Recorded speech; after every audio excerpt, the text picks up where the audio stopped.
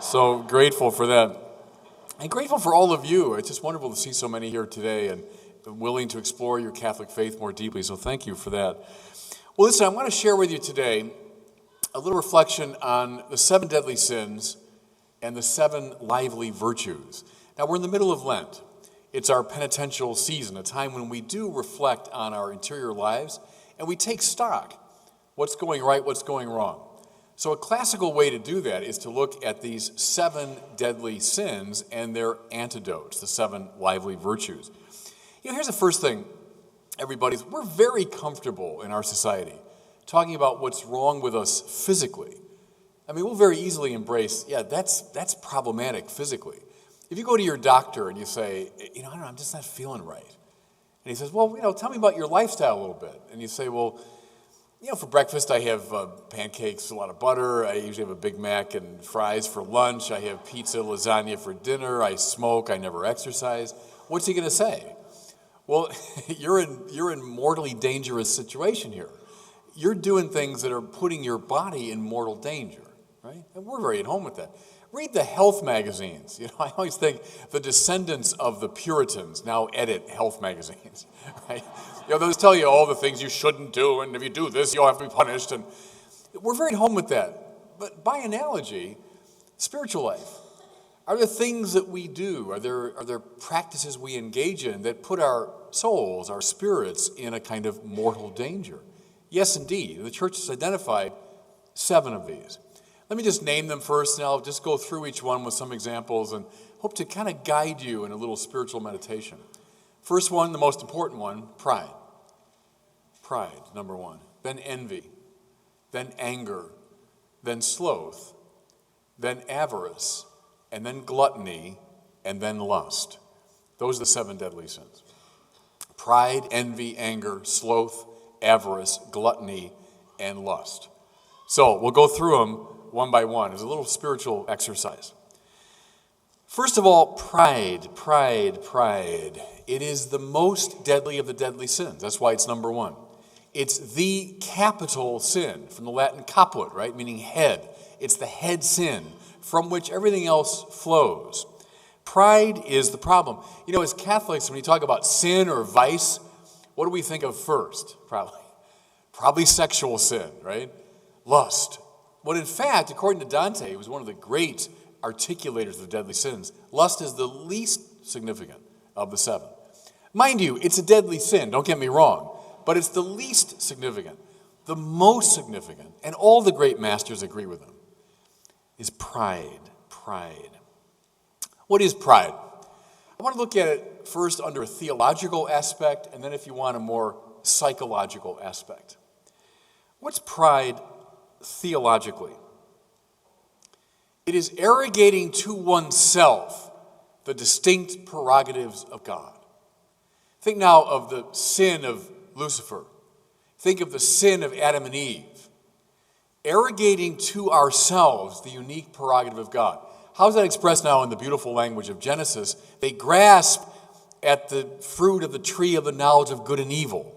Well, see, who alone has this distinctive and grounding knowledge of good and evil? Well, that's God. When Adam and Eve seized that prerogative for themselves, they commit this great sin of pride. That's why, it's St. Michael who battles Lucifer. His name, Michael, in Hebrew means, who is like God? His name is a taunt. It's beautiful, isn't it? Lucifer has grasped at divinity. I am God. Michael, who is like God?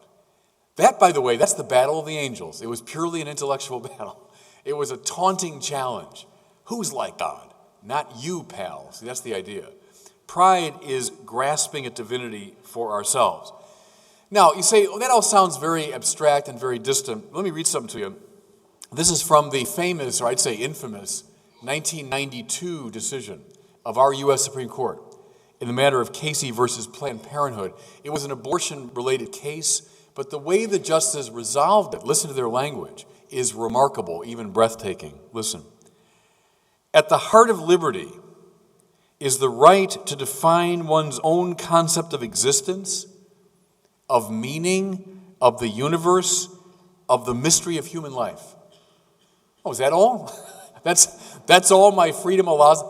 You see how that is tantamount to a grasping at the knowledge of good and evil. I determine the meaning of life, universe, human life. Arrogating to oneself the unique prerogative of God, that's pride. Okay, so what's the real problem with pride? I'll put it now in one little phrase. It's boring. Now why? Why? See, when you arrogate to yourself the prerogative of God, you've turned in on yourself. St. Augustine defined it beautifully. Curvatus in se. That means caved in around oneself. I determine the meaning of my life, my projects, my plans, my intentions. Ho-hum, my little world. I'm living in this little, clean, well-lighted space of my own egotistic plans. How wonderful, by the way, when you can break out of that into what Hans Urs von Balthasar calls the theodrama. What's the theodrama? That's the drama that God is producing, that God is writing, that God is directing. You've got a role in it, but God's the producer, the director, the writer. When you surrender to that and you find your role in the theodrama, now you begin to live. You know, I can't resist in this parish of St. Thomas More, is one of my great heroes. How many have seen The Man for All Seasons, the great film about Thomas More, which is my favorite movie? I saw it when I was 16, I think, for the first time. I watched it every year of my life since then. Remember there's a scene, those who've seen it at the very beginning of the movie.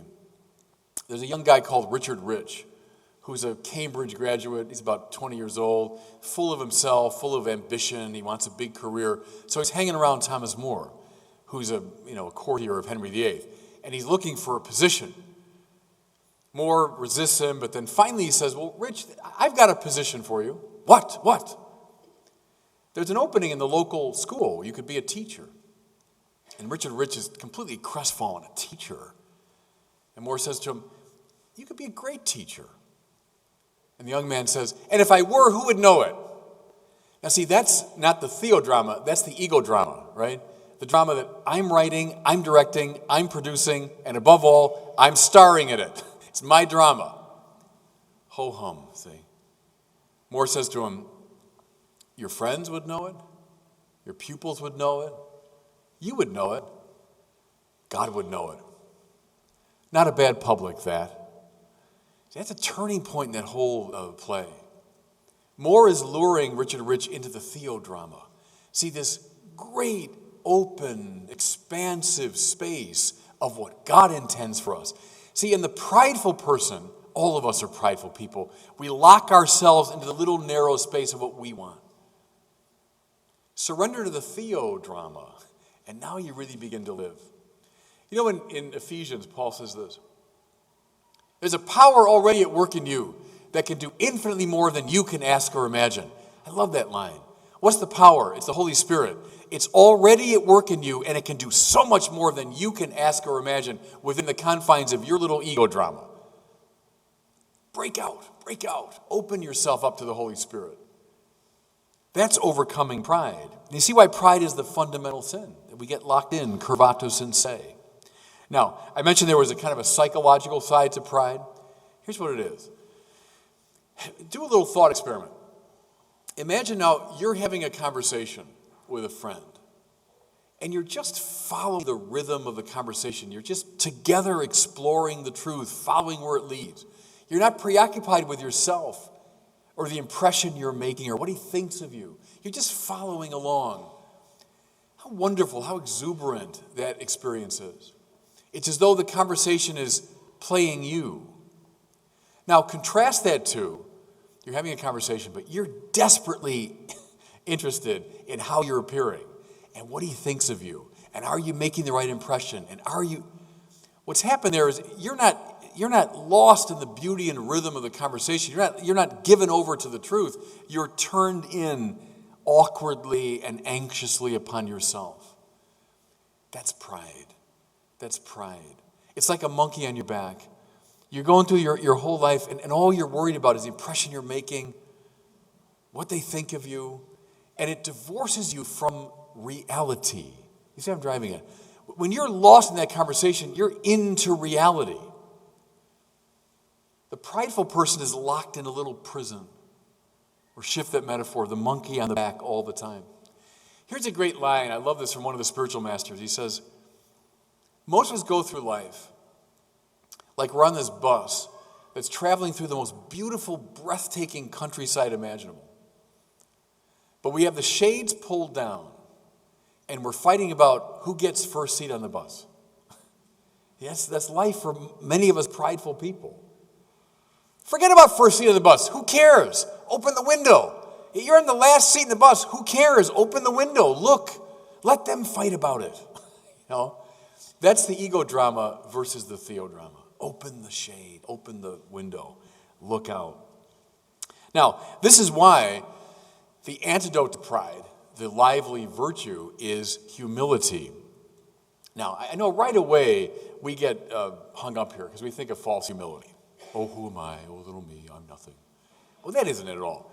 Humilitas in Latin, right, is from the word humus, which means the earth, the ground.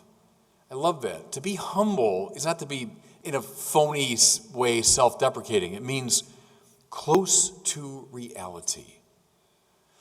That's why in Dante's Divine Comedy, the seven-story mountain, that's Thomas Merton's book, but it's based on Dante's idea of the mountain of purgatory has 7 levels because you've got to be purged of the 7 deadly sins. So the first level of the mountain, pride, you know what the prideful have to do? They have to carry great boulders on their back. And you say, well, they're just being punished. No, think about it. The boulder pushes you down to the earth, to the ground. You get close to the reality of things. That's where the humble person hangs out. Stop worrying about the impression you're making and give yourself to reality. Stop worrying about what other people think of you. Stop worrying about your reputation and give yourself over to reality. That's humility. And that's the source of joy, Here's some practical advice for you. And in the remaining weeks of Lent, maybe we could all practice some of this. If you struggle with pride, and we all do, it's the capital sin, purposely take the lower place. Look at that in the spiritual tradition, the monastic tradition. They'll recommend that a lot. We're always struggling to see who's first on the bus. Forget about it. Purposely take the lower place. Take the less important position, the one that won't get attention. Even when you think, hey, naturally, I deserve more attention, give the attention to somebody else. Draw attention away from yourself to somebody else. Learn to love simple things. Fellow sufferers from pride. Every minute of every day, we have everything we need right in front of us to be happy. That's one of the great spiritual masters said that. Every minute of every day, every one of us has everything we need to be happy. Now, what does he mean by that? He means the simplest things, if we surrender to them, will give us joy. Watch little kids, because little kids are great. That's Jesus, of course, said, unless you become like a little child, you can't enter the kingdom of heaven, right? Watch a little child who's discovering a bug for the first time. A bug crawling on the ground. A little kid, look at it. Fascinated, watch it. We come along, kill it. Step on it. Watch a little kid, though. Pick it up. And bugs are kind of fascinating if you look at them closely. Think of it was a great, watch again, the spiritual masters, very interesting, do this a lot. Animals. You know the happiest beings I know, I'm serious about this, are dogs. My sister has a great dog, his name is Homer. I think my little nephew named him because of home runs, not Homer the poet, but anyway, he's called Homer. Homer's the happiest being I know. And I'm not kidding at all when I say that. I know all kinds of people, myself included. Homer's by far the happiest being. Why? Because he's not hung up on reputation and what people think. And I walk in, and he just is overjoyed. The dog is so overjoyed, he's bursting out of his skin. Well, see, so it would be if we turned and became again like little children, surrender to the simplest things and find joy in them. Stop worrying about who's first on the bus. Doesn't matter. Open the window, Okay. There's some practical advice for humility. What's the second deadly sin? Envy. Envy. Here's a quote from Gore Vidal, the American novelist, died just a couple years ago. Here's Gore Vidal. When a friend of mine succeeds, something in me dies. I love that because it's so honest, isn't it? It's so honest. Mind you, it's when a friend of mine, if some enemy of mine, or some person I barely know, but especially when a friend of mine succeeds, something in me dies. Or turn that around, you've got what the Germans call Schadenfreude, right? Which is when something bad happens, especially to a friend, and I rejoice in that. Now, guilty as charged, fellow sinners, fellow envious. When a friend of mine succeeds, when a friend of mine has trouble, I kind of get a kick out of it. See, that's envy. I would say, gosh, look at the Bible over and over again. Cain, jealous of Abel. Jacob, jealous of Esau. The brothers of Joseph, jealous of Joseph. Saul, jealous of David. The other disciples, jealous of James and John. Up and down the Bible, envy is a driving force of the biblical narratives. Look at it in literature and film. Brutus and Cassius, envious of Caesar. Iago, envious of Othello. Macbeth, envious of Duncan. There's my high-level Shakespeare references. But look all through film, how often the narrative is driven by envy. Look at our own little soap operas, right? I'm talking about our lives. How often they're driven by the engine of envy. Envy's a daughter of pride, isn't it? It's a daughter of pride. If I'm not worried about who's first in the bus, I don't get envious. If I just have the window open, I'm looking out and taking in the world. If I'm looking at that bug and finding delight in it, if I'm like Homer and the simplest thing makes me burst out of my skin with joy, then I'm not worried about what other people are doing or not doing. See, envy is a daughter of pride. Something when I discussed this with priests. In the Middle Ages, the spiritual master said the worst type of envy is invidia clericalis. That means clerical envy. The priest world, and I know about that, but I think in most of our worlds, envy is a pretty serious problem. Here's something in Dante I love. Oh, look I see John Paul over there, beautiful, huh? Your statue of John Paul, that's lovely. We have a new chapel at Mundelein where I'm the rector, dedicated to John Paul, and I had the opportunity just yesterday to reverence a first-class relic, the little vial of his blood was brought to the chapel. So I'm just struck by seeing him there. What's the antidote to envy, everybody? What's the lively virtue? It's admiration. Admiration. See, here's the theological truth behind all this. Nothing we have that we've not been given. St. Paul said that. What do you have, you people? What do you have that you've not been given? Your talents, a gift from God. Your body, your passions, your mind, your creativity, your energy, all of it is a gift from God. So why do you boast, Paul says? Why do you get hung up on what you've got, what he doesn't have, what he's got, what you don't have? All of it is a gift. Therefore, the proper response is to admire and give thanks for that gift, whether it comes to another or comes to you. The worst thing we do is somehow think, well, I got all this coming to me. I've earned it. Through my hard work. Yeah, but man, who gave you the capacity for hard work?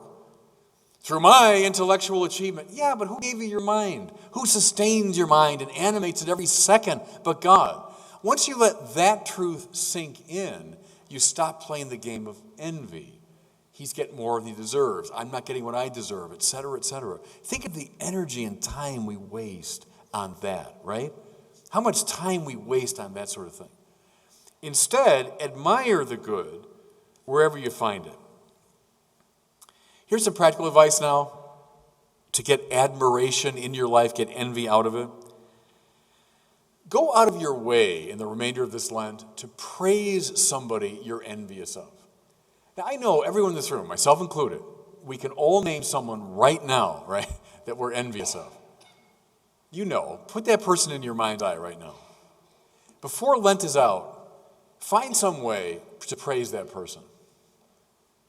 Don't take Schadenfreude, like when something goes bad, you rejoice. Don't let something in you die when he succeeds, but rather take the initiative and praise that person.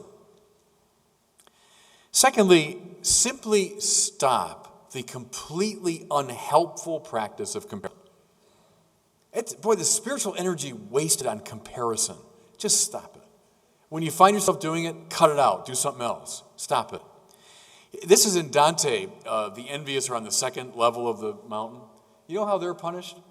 You know, in the Middle Ages when they had these hawks that would fly, do hunting, and they would sew the eyelids of the hawk shut, and it would, I don't know how all that worked, but they would sew their eyelids shut. That's how Dante punishes the envious, is their eyelids are sewn shut. Why? Because they would spend their whole life looking. Who's doing better than I am? Who's got more than I am? Forget about that. Stop looking. Cut it out. Here's the Marian counterexample. So in Dante, every level has a Marian counterexample where Mary exemplifies the virtue. I love this. It's the wedding feast at Cana. Now, why? Well, Mary's there, and they're out of wine, she hears. Well, see, what do we sinners do with information like that? Oh, good, they're out of wine. My wedding was better than theirs. What a bunch of idiots. I'll spread the word around. They ran out of wine. But instead, what does Mary do? Is she says to her son, could you do whatever he tells you and help them? In other words, she responds positively, not taking advantage of their misfortune, but trying to address it. There's the antidote to envy. Okay. Third deadly sin. Oh, before I forget, I'm sure there's some in this room old enough.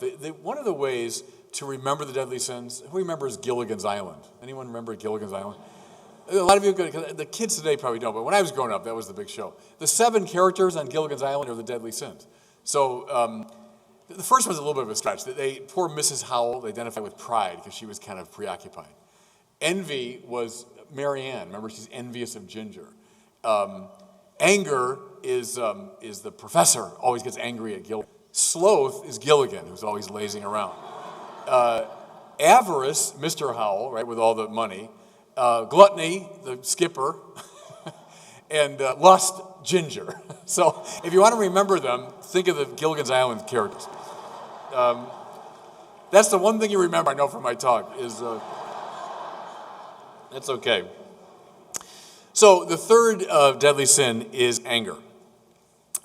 There's enough anger in this room to light up the, what do you call it here, the technical triangle, or what's it called? The research triangle. There's enough anger in this room to light up the research. Now, I'm saying it not to go after you. I can say it to any gathering of human beings that I know. A lot of us are beset with the deadly sin of anger. A lot of us are in the grip of anger. I know, you do too, family members that haven't spoken to their own family for 30 years or 40 years. I remember, this is heartbreaking still to me, this was many years ago. I was presiding at a funeral mass back home, and I knew there was tension in this family. The mother had died, and the kids were there, And we came to the handshake of peace and offer each other a sign of peace. And I remember I came down to the family, and I heard this, is a brother turned to his sister, and she said, "Peace be with you." And he said, "That's the last time I'm going to talk to you." Well, you know what I'm talking about. We all know these soap operas, right? Most of our families have these stories where anger has so taken hold of us. Just to clarify, I'm relying here on Thomas Aquinas. There is, of course, justifiable anger. We know about that. Jesus' anger in the temple. The anger of a Martin Luther King. The anger of the great battlers for social justice. So nothing wrong with that. Think of Dorothy Day, angry at the violence of our society, et cetera, et cetera. Nothing wrong with that, a sort of righteous indignation. In fact, that's a battle against sloth, which is good, to rouse some passion for righteousness. Nothing in the world wrong with that. What's anger in this bad sense, the sinful sense? Here's Thomas Aquinas. Anger is a passion for revenge that goes beyond the control of reason. That's a nice little pithy definition. Let me say it again. It's a passion for revenge that goes beyond the control of reason. So someone's hurt you. We all get hurt, We all get hurt. We're all treated unjustly, a lot. I've now got a desire for vengeance to get back, which goes beyond all reason. That's anger in the sense of a deadly sin. It can happen at the personal level, yes, indeed. It can happen at the geopolitical level. Don't we see it all the time? Think of nations that are holding grudges that last 1,000 years. They hurt us 1,000 years ago, and we're still angry about it. We're still seeking vengeance. Or these families that are riven by decades-long struggles. That's anger in this deadly sense. That's why in Dante's Purgatorio, you know how the angry are punished? Is smoke is sent to them. Smoke, and they breathe it in, and it gets in their eyes, and they're coughing. And see, that's what anger does, is it clouds our vision. It prevents us from speaking to each other. If you're in a fog of a cloud of smoke, you can't speak, you can't see, you can't communicate. You sputter. That's what happens now in our anger. It separates us. What's the antidote to anger? Forgiveness. Forgiveness, everybody. Fellow sinners. All right? Fellow victims of the deadly sin of anger. We're all there. How central to the teaching of Jesus was forgiveness. And I think you see why. It's right at the heart of his great prayer. Forgive us our trespasses as we forgive those. Over and over again, Jesus offering a word of forgiveness. Over and over again, the gesture of forgiveness. Most powerfully, from the cross comes, from that cross. I mean, think about it. It's not just a pious image. The dreadful, dreadful thing in the first century, that reality, that you were affixed to that instrument of torture, you were left to die over many hours in literally excruciating pain, right? Ex cruce, from the cross. From that place, he said, Father, forgive them. They know not what they do. Think of now the risen Jesus returned to his disciples. What does he say to them? Those who had abandoned him, who had denied him, betrayed him, run from him in his moment of desperate need, he says, shalom to them, peace. How central to our faith is this idea of forgiveness. What's forgiveness? Forgiveness is bearing another person's burden. Now here's what I mean. Two people become separated for whatever reason. There's some alienation, some pain, separation. In justice, I do my part, you do your part, and we'd meet, right? We'd be reconciled. Let's say I do my part, but you keep running. I do my part, you keep running. Forgiveness is bearing that person's burden, going the extra mile that he won't go. They've never responded to my overtures. Yeah, I know. That's justice. You do this, he does that. Forgiveness is that love that goes beyond justice. They don't deserve my attention. I know they don't. But do it anyway. I've done my part. They've never responded in kind. Yeah, I know. But you do your part anyway. See, that's forgiveness. Here's a great story of forgiveness. It concerns an Amish couple. This is many years ago, maybe 25 years ago. An Amish couple with their teenage son. And they're in their horse-drawn carriage. They're going along the road. And behind them comes this car filled with teenage boys. And the kids are full of teenage energy and all this. And they're annoyed at the slow-moving carriage. So they honk their horn and all this. But then they rush around, dust flies, they get beyond the carriage. And one of the kids had a rock or a brick or something. And he wanted to throw it just at the horse. But he throws the rock or the brick back, and it hit the teenage boy and killed him. It's a true story. Killed him. How the parents respond? Gosh, you say, injustice. Get that kid. Make sure he goes to prison. Or hey, wouldn't we praise them if they said, look, we'll just forget about this? You know what they did? Those parents went to court and they testified on behalf of the young man, begging the judge not to condemn him. He was condemned, was sent to prison. And then, I love this part of the story. Every month after that, they visited the young man in prison. See, that's forgiveness, everybody. Those of us who struggle with the deadly sin of anger, that's forgiveness. Talk about going the extra mile, going the extra 10 miles, going the extra 100 miles, pursuing that kid who had killed their own son, pursuing him, yes, even to the ends of the world. to seek him out. That's forgiveness. That's forgiveness. Practical advice in the remaining weeks of Lent, I'll say it to myself, too, as I'm saying it to you, because I know exactly the person I should do this with. Take a concrete step, everyone in this room, toward healing a broken relationship. Now, you all know what I mean. Get in your mind's eye right now, there's a person that you have fallen out of right relationship with, someone that you hold a grudge against, someone you've been angry at maybe for decades. Maybe it's a family member. Often it is. Hold that person right now in your mind's eye. I got mine right now. And in the remaining days of Lent, do something concrete to heal that relationship. It might be a note. It might be a phone call. It might be an email. It might be a direct visit. I don't know. Leave it up to you. But do something to pursue that relationship. Hey, she's never responded to me. Yeah, I know. That's what forgiveness is bearing her burden, see. Do something. Here's a second bit of real practical advice. It's from all the spiritual masters too. When you're offended by someone, you're hurt by someone, forgive them quickly. See, the grudges, you remember the line from the scripture, don't let the sun go down on your wrath. Don't give the devil a chance to work on you. Isn't it true, everybody? Is that when we're offended, we're hurt, and then we let it simmer, and we let it fester, and then it gets worse, and it gets infected.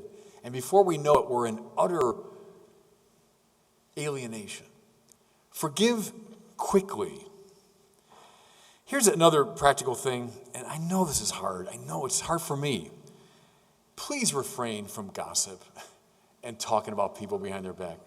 I know it's impossible, isn't it? It's like, what do you mean refrain from gossip? Are you kidding? But I know, I feel the same way. It's extremely difficult. See, talking behind people's backs, that's our favorite indoor pastime, right? Because, boy, did he hurt me. Am I going to go to him in a constructive way and seek reconciliation? No. It's much more fun and much easier to talk about him behind his back. Don't do that. Here's the advice I got many years ago from a priest mentor of mine. He said, here's the rule, the airtight rule. Criticize somebody precisely in the measure that you are willing to help him or her deal with the problem that you're raising. You see the point there of that thing is if you're 100% willing to commit yourself to helping the person deal with the problem you're raising, off you go. Critique till the cows come home, right? If you're totally unwilling to take even one little step to help the person deal with the problem, then keep your mouth shut. Don't say anything. If you're kind of maybe a little bit of commitment to it, maybe a little bit of critique. That has never left my mind, that little piece of advice. When I feel the urge to criticize someone, all right, Barron, are you willing to commit yourself to helping him deal with this problem? If not, keep your mouth shut. Yeah, Father, forgive them. That's my last thing in my notes here, and with the Lord on the cross behind me. I mean, that's the great model here. Keep that in your mind's eye. All right. We're almost there. We're at number 4. If you're keeping score, we're at number 4 now in the deadly sins. It's cool that sloth, as you go up Mount Purgatory, it's at the dead center. So you've got 3, and then you got 4, and then you got 3 more. It's like the dead center. And the way Dante puts the Divine Comedy together, it's at the very center of the entire poem. It's like the dead center on purpose. The 4th deadly sin, sloth. The medievals had a beautiful name for sloth. They call it the noonday devil. You know, noonday, there's something kind of sleepy about noonday. You know, you wake up and you do your morning work and you're kind of energetic, and then you have lunch. It happened to me today because I left Chicago. I woke up at 4:30 to get the plane to come here, and so we had a nice lunch. And then after lunch, I knew I had these 2 talks to give. I went back to my room and I slept, for a few minutes. The noonday devil. Here's Thomas Aquinas' definition of sloth. Again, pithy and helpful. Sloth is sorrow for spiritual good. Very interesting. Sorrow for spiritual good. See, you can be the most energetic person in the world. You can be Mr. Go-Getter. Your appointment calendar can be filled, and you can be filled with sloth at the same time. It's not the same as like high energy. It's sorrow or depression in regard to spiritual things. Spiritual things leave me, I guess, yeah, maybe. See, that's sloth. That's the deadly sin. It's a kind of boredom of the soul, if I can put it that way. Your mind might be engaged, your body engaged, and all that, relationships, but the level of soul, there's a torpor or a boredom. That's sloth. I love this from Karl Barth, the great Protestant theologian. Much revered, by the way, no, wait a minute, I was going to say Duke. I'm not in Duke country now, I'm in, right? Forget about Duke. Just forget about Duke. I didn't even mention Duke.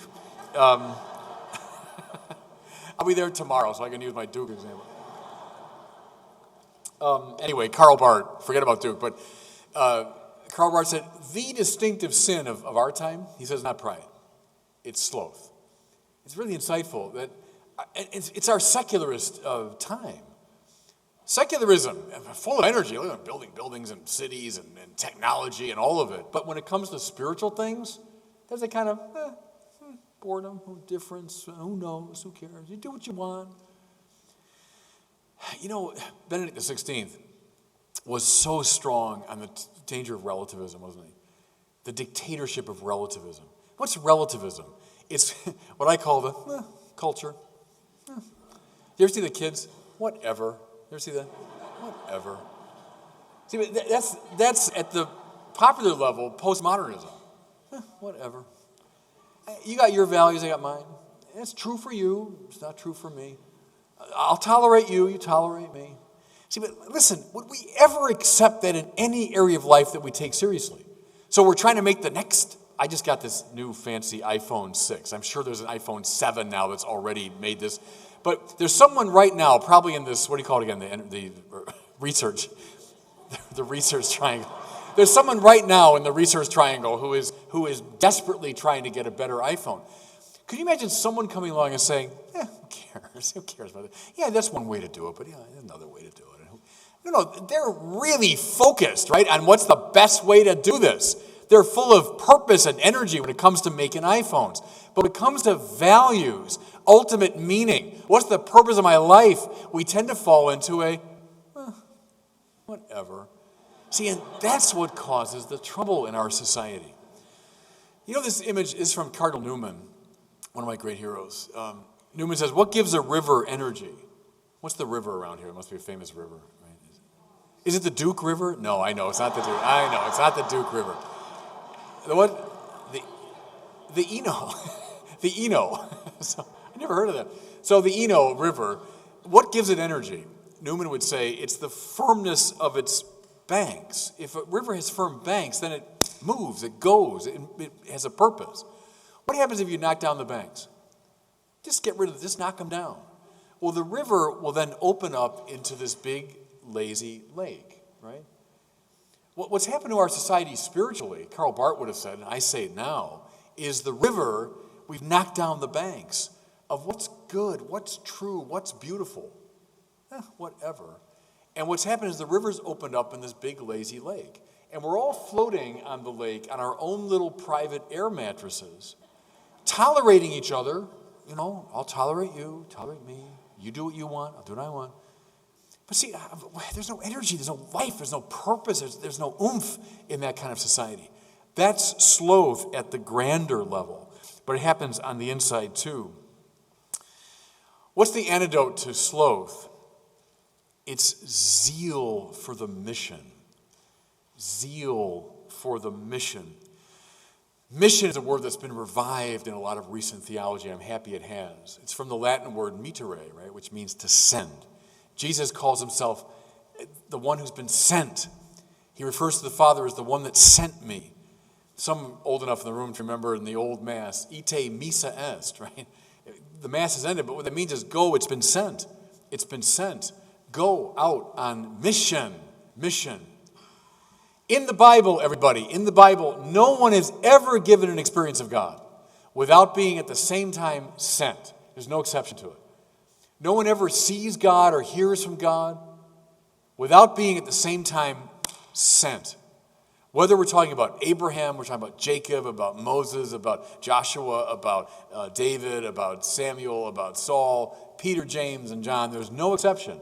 Everyone that is addressed by God is sent on mission. In fact, Balthazar, whom I mentioned earlier, said, you don't really know who you are until you found your mission. Mission is tied to person, which is why it's only when Saul sees the risen Jesus that he becomes Paul. It's only when Simon is addressed by Jesus that he becomes Peter. It's only when Jacob wrestles with the angel that he becomes Israel. We know who we are in the measure that we've been sent on mission. The whatever culture is inimical to this. Oh, Bishop, I'll make up what I want to do. I'll decide. You tolerate me, I'll tolerate you. Ho hum. You see how we're the big lazy lake? We need to be a church full of missionary disciples, as Pope Francis has said beautifully. Disciples who've been sent. Here's some practical advice. In the remaining weeks of Lent, everybody, work on discerning and refining your sense of mission. Now, probably most of us in this room have a sense of mission, of how we've been sent by God. And mind you, far more important than our families, more important than our jobs, more important than our status in society, more important than any of that, is this question. How have I been sent by God? Every baptized person, a mission was placed in you. You might have been a little baby, but a mission was placed in you. You know the acorn theory? Did you ever hear that? It's a cool theory in sort of psychology and spirituality that every one of us has planted in the heart like an acorn that's meant to grow into this oak tree of our identity, right? And what happens is at key points in life that acorn is stirred, and we know, yes, that's it. That's it. I remember I was maybe 15 or so.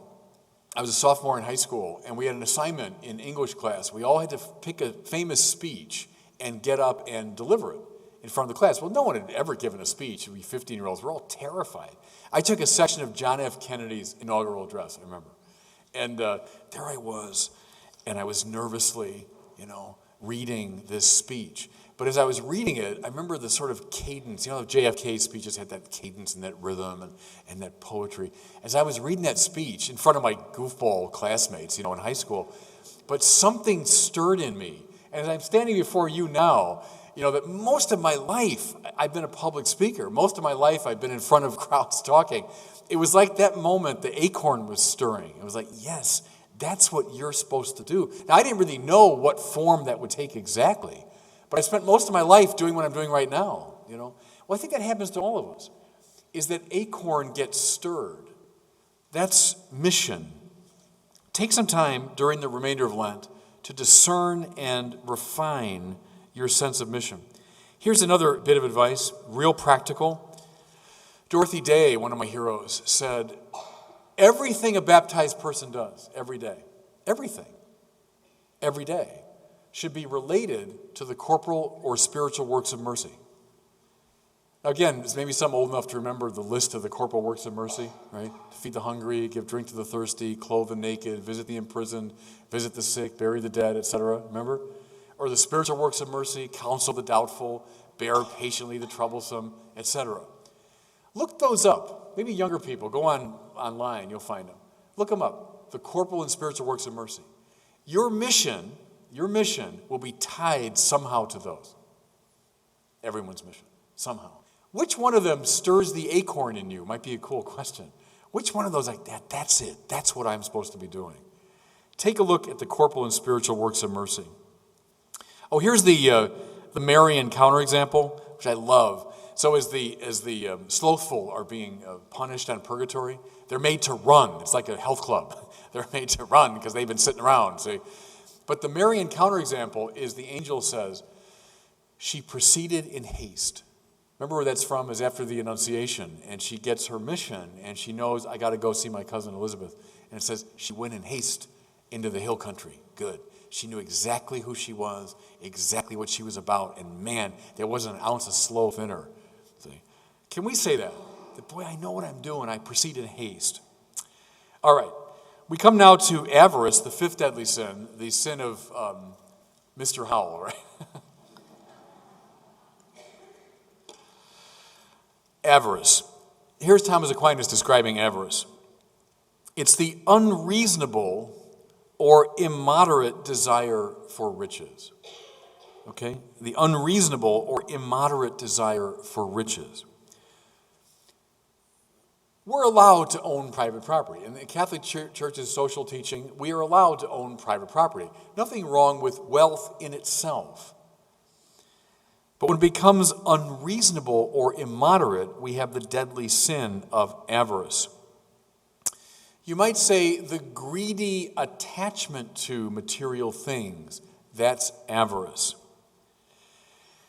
There's an old term in the spiritual masters, concupiscence. Concupiscencia. It means errant or twisted desire. We can have a concupiscent desire for material things. See, here's an image I want you to play with. Most of us think we're unhappy because we're missing something. Mind you, we're all unhappy, everyone in this room. I don't mean depressed. What I mean is we're all hungry, right? What did Bruce Springsteen say? Everyone's got a hungry heart. Right? That's echoing St. Augustine, right? Lord, my heart is restless till it rests in thee. That means I'm always yearning. C.S. Lewis saw the same thing. He called it joy, this deep, searching yearning for a good that I know only inchoately but don't yet possess, right? I can't get no satisfaction, said Mick Jagger. The same thing. There's very great wisdom in that, you know? I try and I try and I try. And when he wrote that song, he was 25? He was at the top of the world, one of the most famous, richest person going. All the sex, pleasure, money, power you could want, right? And yet he said, I can't get no satisfaction. Good. See, most of us think the reason we're unhappy is there's something missing. I've got to fill up. So, I don't have enough wealth. That's my problem. I don't have enough pleasure. That's my problem. Enough power, enough honor. I got to fill up the empty cage of the ego, and then I'll be happy. Right? Now, fellow sinners, fellow addicts, because it's all a type of addiction, isn't it? We all know it's false, don't we? What alone fills you? And this is the supreme paradox upon which all of Christianity rests at the end of the day. What fills you is not throwing things in the empty cage, but rather giving your life away in love. That's what fills you. Now, why? Because, see, that is the divine life. That's who God is. Augustine, right? My heart's restless till it rests in you. Well, who are you? You are love. Right through, that's all God is. God gives himself away. Therefore, when we give ourselves away in imitation, we get filled up with the divine life. That's how it works. That's the formula. I've staked my life on it. I'll bet you $1 million it's true. I stake my life on it. John Paul called it, the law of the gift, right? That your being increases in the measure that you give it away. Now, take that to the bank spiritually. Take Gilligan's Island away and take that away today from my talk. Is your being increases in the measure that you give it away. Avarice, and it might be avarice for wealth or for pleasure or for power or for honor, will make you miserable, not happy. Let those things flow through you as a gift to others, and you'll be filled with the divine life. That's the point here. What's the antidote, the lively virtue? Is generosity. God is the opposite of avaricious. God is the one who gives. That's all he does. The Father gives away. That's the Son. The Son gives back. The mutual giving of Father and Son, we call that the Holy Spirit, right? God is a community of self-giving love. The world is meant to imitate him. So generosity is the lively virtue here. Some practical advice. This is hard stuff. I find it hard. But I'll encourage you, and I'll encourage myself at the same time. Especially now during Lent, the remaining weeks of Lent, where we talk about almsgiving as one of the practices of Lent. Give something away now in each of the remaining days of Lent. Find something, you know what it is. I can't tell you what it is. But go into your closet, into your home, into whatever. Give something away now every day for the rest of Lent. One thing that's a really good spiritual exercise, by the way, clean out your closet on a regular basis. I don't mean dust it. I mean, go through your closet. Gosh, when's the last time I wore that shirt? When's the last time I wore those? Do I really need all these pants and shirts and sweaters? Priests get a lot of sweaters for some reason. Is that true? We get gifted with sweaters all the time. I think about 30 sweaters in my closet. Well, I mean, and I like 4 or 5 of them that I tend to wear. But there they all are. Gathering dust. Give them away. You know the line from John Chrysostom still takes my breath away. If you've got 2 shirts in your closet, John Chrysostom said, one belongs to you.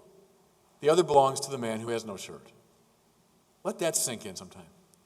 Here's Pope Leo XIII in Rerum Novarum, the founding document of the Church's social teaching. He said, once the demands of necessity and propriety have been met in your life, everything else you own belongs to the poor. Now let that sink in. It's stated broadly enough, Once the demands of necessity and propriety have been met in your life, do I have really what I need? And even to have kind of a proper life. Okay. Once that's set, everything else you have belongs to the poor. That's Leo XIII. Echoed by all the popes, including John Paul II. How about for the rest of Lent? Every time you leave the house, have a little poor box by your door. Every time you leave, you put something in it. Dime, dollar, 10, I don't know what it is. It's up to you. But every time you leave, put something in it to remind you of the poor. Father Scott will be happy to hear this one, but tithing, is an ancient biblical practice. To tithe is to give 10% of your income to, now, the church, to Father Scott, to a charity, whatever you want. But figure your income. I don't know, you make $75,000 a year, you make $100,000 a year, $200,000, whatever it is, take 10% of it. Give that away. Hard? Yeah, it's meant to be. Deadly sin number 6 is gluttony. Now, I want you to know something. As we're moving up the 7-story mountain, we started with pride. The more serious of the deadly sins are the more spiritual ones. You know what I'm driving at? They're tied to the spirit in a way. The higher you go, the more they're tied to the body. The church kind of recognizes these are weaknesses of the flesh. And see, avarice is kind of like that. So is sloth. But now, especially as you're getting higher on the mountain, it's where the bodily sins have taken over. They're less serious. Deadly, don't belittle them, but they're less deadly. Gluttony. Are we an overfed country? Yeah, I think it's fair to say we are. I just saw my doctor and my physical, and I'm in good shape, thank God. But you know that thing when you actually get on the scale at the doctor's office, and I used to have a scale in my room. I got rid of it a while ago. But you get on the scale in the doctor's office, and you actually hear the nurse say what you weigh. You're like, oh my gosh, And so I saw the doctor, and I said, oh gosh, doctor, I'm heavier than I want to be. And he goes, well, you're eating when you're not hungry. And it's true, isn't it? A lot of us eat when we're not hungry. We eat just for pleasure. We eat for whatever. Is it a psychological issue? Yes, to some degree. A physical issue? Sometimes, sure. But here we're talking about it as a spiritual issue. Here's Aquinas again. What's gluttony? It's an immoderate or unreasonable pleasure in food and drink. Gluttony is taking an immoderate or unreasonable pleasure in food and drink. As such, it's related to avarice. It's a kind of concupiscence. It's trying to fill up this emptiness which only God can fill, right? It's a type of pleasure. If I just get enough pleasure, I'll be happy. I'm missing pleasure in my life. That's my problem. So I will drink too much. I'll eat too much. See? Now, mind you, Catholics aren't Puritans. Don't misconstrue me on this point. We have nothing against the pleasure of food and drink and sex and so on. You know the great line from Hilaire Belloc, which I'm sure you've heard, but wherever the Catholic sun does shine, there's music and laughter and good red wine. Good, that's right. We're not Puritans. In fact, I think Puritanism is a form of corruption, of spiritual corruption. So we like the pleasures of the body, nothing in the world wrong with them. But it's this inordinate, immoderate, or unreasonable pleasure in these things that's a problem. Augustine's dictum comes to mind very much. Lord, you made us for yourself. Think of all desire as a kind of sacrament of this fundamental restlessness of the soul. Here's Thomas Merton, one of the great spiritual masters of the last century. Merton said, the desires of the flesh are a bit like children. Parents know about this. When kids want what they want when they want it. Right? Mommy, I want this, I want this, I want this. Now, now, now. And if you indulge the kids' every desire, what's going to happen? In time, they're going to run your whole life. And I've seen, especially young parents, fall into this trap. Do you realize how the kids are utterly dominating this entire house? Because you're indulging every one of their desires. So Merton said the desire for food and drink and sensual pleasure can be like that. I want it, I want it, I want it, now, now, now. And if you don't discipline them, they will soon be running the house. See, that's the trouble with gluttony in all its forms, is now sensual desire so runs the house that I've forgotten about mission, I've forgotten about purpose, I've forgotten about prayer, I've forgotten about rightly ordering my life. That's the trouble with gluttony. Think of the devil's temptation here to the Lord. Turn these stones into bread. See, it's a temptation to gluttony, to make pleasure, sensual pleasure, the center of your life. And the Lord's great rejoinder is still an important one for us, right? We don't live by bread alone, but by every word that comes from the mouth of God. See, gluttony as a deadly sin is trying to live by bread alone, by pleasure alone. It can't work. What's the antidote to gluttony? The classic term here is asceticism. Asceticism. Denying oneself food and drink and sensual pleasure for the sake of focusing the soul. Right? So not Puritanism, not that. Like, oh, these are terrible things, I have to just flee from them, or I have to escape from them to a pure spiritual realm. That ain't it. We look forward to the resurrection of the body, right? The body is good, meant for salvation. But for a time, we limit sensual pleasure so as to awaken and focus spiritual desire. That's why John Henry Newman talks about asceticism as a basic principle of Catholicism. When we forget that, see, my generation tended to forget it. After Vatican II, I came of age right after the council, is we were so down on that. I mean, it seemed puritanical, it seemed world-denying, body-denying. So we didn't emphasize asceticism. But it's a sign of a healthy Catholicism. I think he's quite right about that. Here's a story. Scott, I think your time, you guys went to the Holy Land, didn't you? For our third-year men at Mundelein go for a long sojourn in the Holy Land. And they're there for 10 weeks. Well, one year a class arrived, and their arrival coincided with Ramadan, the Muslim month of prayer and fasting.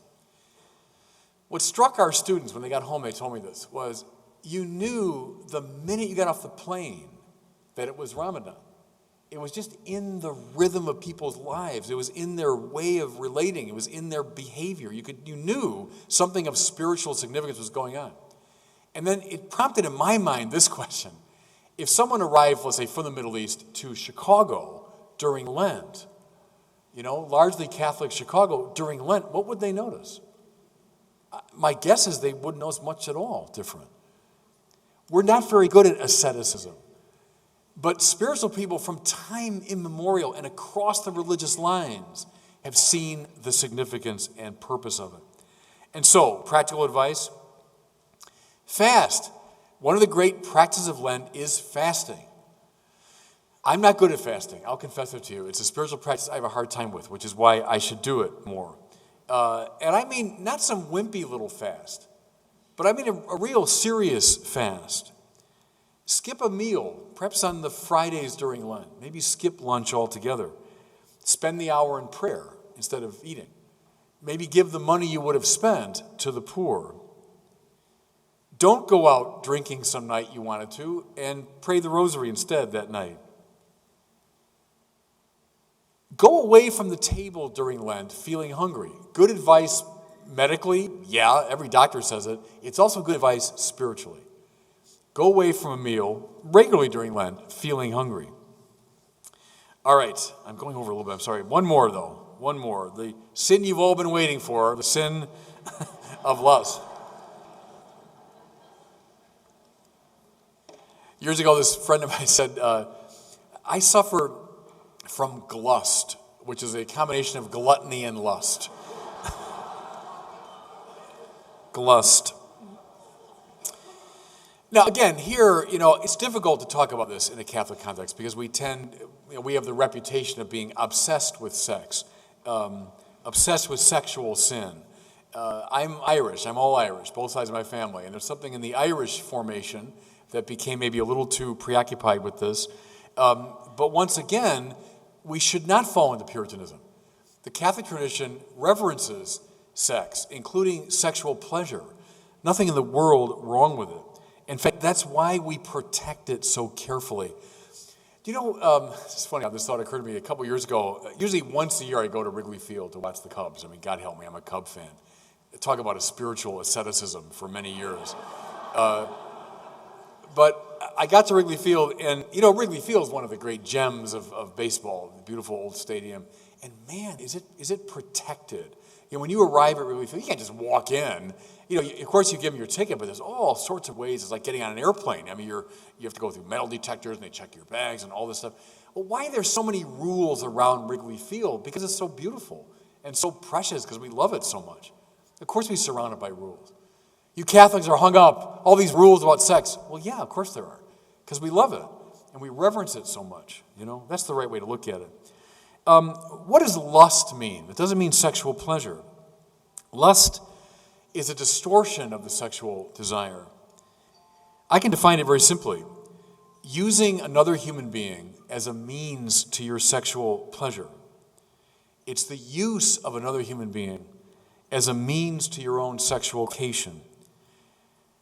That's a principle, by the way, that John Paul used a lot in his moral writings. It's this principle, it goes back to Immanuel Kant. One of the forms of what Kant called the categorical imperative is never use a human being as a means, but always treat a human being as an end. That means someone to be reverenced in him or herself and can never be reduced to the level of a means to your pleasure. See, that's lust. That's lust. Go to Times Square sometime. When you go to New York and you walk into Times Square and you look up, and I always think like if an ancient person came back in a time machine, they'd think these are our gods, because up in lights, these giant figures of semi-nude, men and women, but what is that? But it's just this sort of hymn of praise to sexual pleasure for its own sake. How it dominates our society. You don't need me to tell you this, but pornography is a rampant spiritual problem in our society. I know it dealing now with these young guys, people in their 20s, in a way that my generation never was, but the internet happened. Now, you know what the average age, I got this from an expert who deals with sexual dysfunction stuff. You know what the average age for the first exposure to internet pornography is in our country? 11. I'm not kidding, and I see it confirmed all the time. 11. Mostly young men, of course, have a greater proclivity, but women too. 11 is the average age of the first exposure. And you give that to an 11-year-old, what happens? Almost immediate addiction. And we've done studies of how the brain gets changed and wired by this exposure to pornography. You well know this, that way beyond AT&T and McDonald's, and name the biggest corporations, is the pornography industry. Multi-billion-dollar industry in America. What is that but now an institutionalized lust, which is deeply perverting the minds and spirits and hearts, especially of our young kids. And will that have radiating effects throughout the rest of their lives? Yes. Don't think, it's a little minor problem, I can compartmentalize it. It is not a minor problem. That's a deadly sin. And the deadly sins have a way of radiating out and causing trouble everywhere. Remember C.S. Lewis's image of the convoy of ships moving along together, and they're all to one purpose? Even get one ship off kilter, what happens? The whole convoy gets messed up. That one ship off kilter, they're all going to crash together eventually. If this side of life is not under control, it'll cause trouble. What's the antidote to lust? Well, chastity is the classical term. What's chastity but an upright expression of one's sexuality? No matter what your form of life is, you're married, you're single, you're celibate, etc.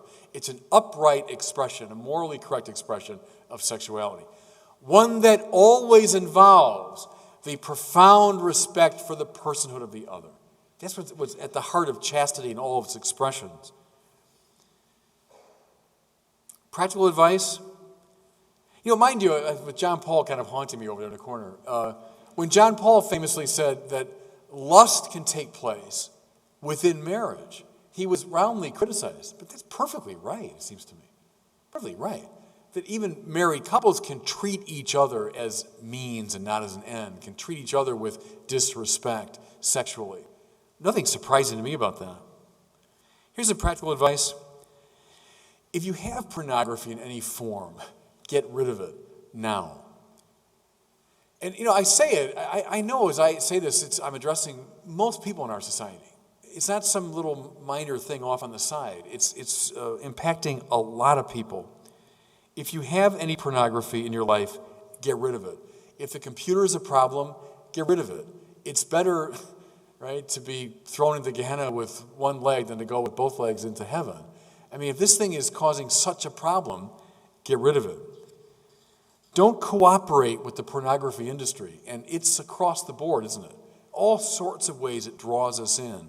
Stop cooperating with it. If you're involved in any kind of manipulative sexual relationship, and you know what I'm talking about. I mean, we're all in danger of this. Cut it out. If you're involved in some kind of manipulative sexual relationship where you're using another person for your own sexual pleasure, stop it.